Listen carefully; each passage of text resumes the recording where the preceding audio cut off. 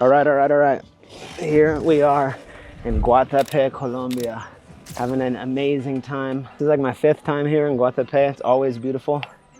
And I just felt inspired to make some content. So I'm gonna yap for like 10, 15 minutes and just talk about the shift and difference between going from a reseller to a partner as an Amazon seller or somebody who's looking to start on Amazon. This is something that I did for many years, just the random reselling, never got into partnerships.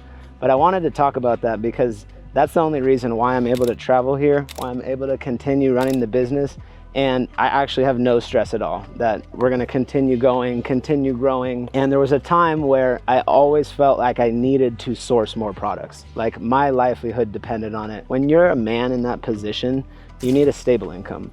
You never have a stable income with reselling because it's always just the next hot flip, right? Like you can't take advantage of Amazon fully because you never get replenishable items. Replenishable items are how you're gonna grow the base of your business as a wholesaler. And the main gist of it all is that it's about relationships. And you build those relationships with suppliers, and you can't do that when you're only reselling products. So I wanted to tell a story about our business, something that we went through and how we went literally from random reselling to getting cut from that brand when we had the potential to partner with them and probably generate like $20,000 to $40,000 in net income per month. So the brand does about $250,000 and we were just a reseller for the longest time. And it was one of those brands that has like 25 sellers on it, don't really do the listings themselves, unbranded listings, it's generic stuff. Like it was the perfect fit, but the timing was off. And that's something I wanted to mention too, is wholesale and brand partnerships, finding that supplier. 90% of the time it's about follow-up and it's about timing. Like there's suppliers that just will not work with you from day one, but you're gonna get their business by following up and adding value some way. So with this partner,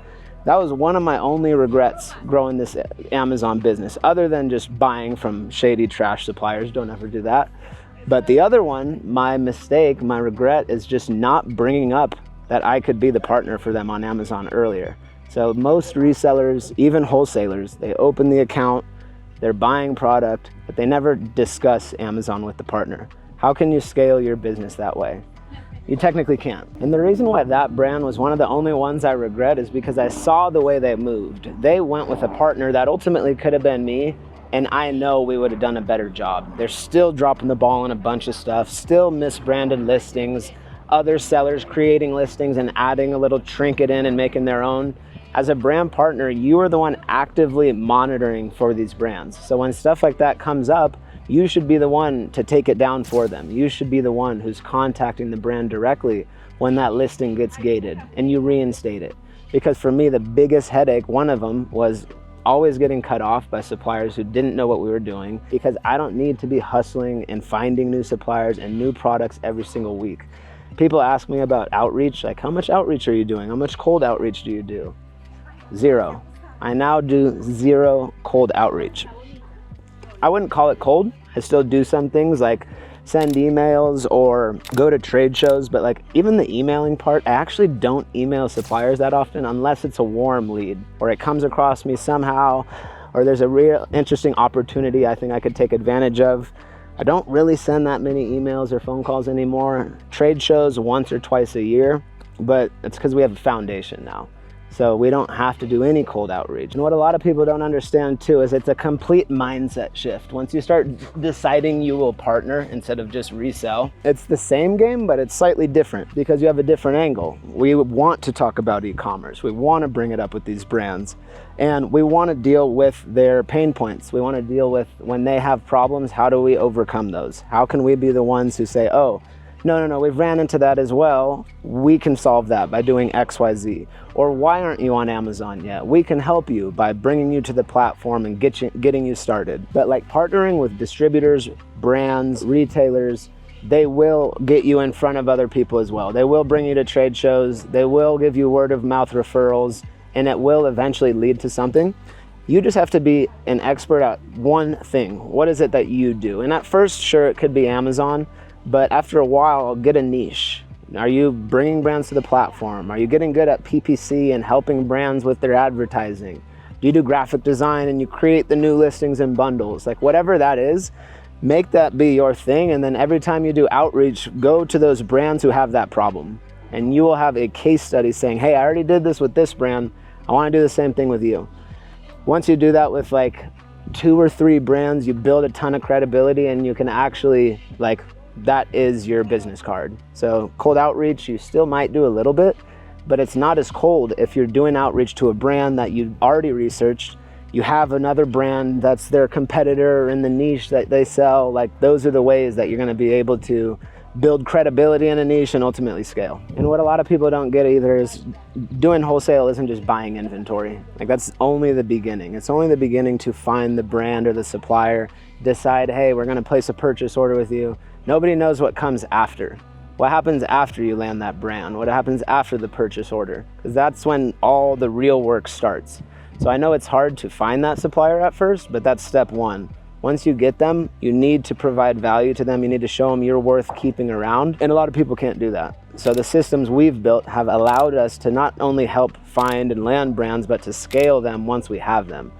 So the only reason we can travel, be out here, and still make sales every day, still be growing the business, is because we have a team that's actively prepping units in the warehouse. We have a team online and overseas that are managing the listings and doing the advertising.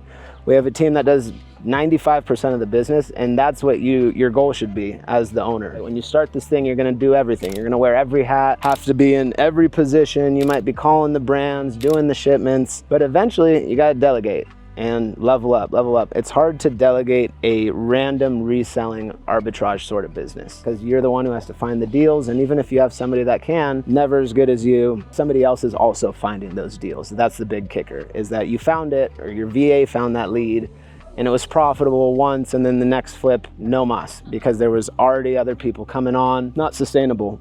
You could have a model where that same VA is sourcing brands and distributors, helping you with fill out contact forms, helping you with send emails directly from your inbox. Yes, give them access, they can help you with this.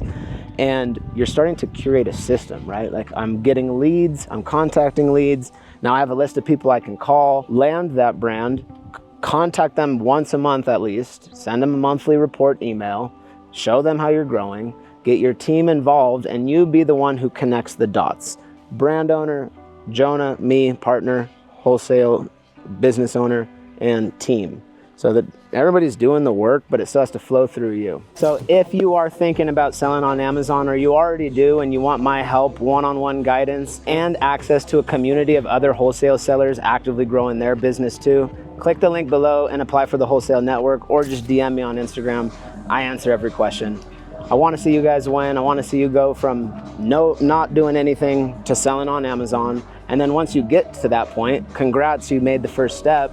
You're doing the reselling, you're making flips. Well, now it's time to scale. How do you do that? Wholesale, distribution, brand partnerships. If you want my help doing that, click the link below to apply. See you in the next one.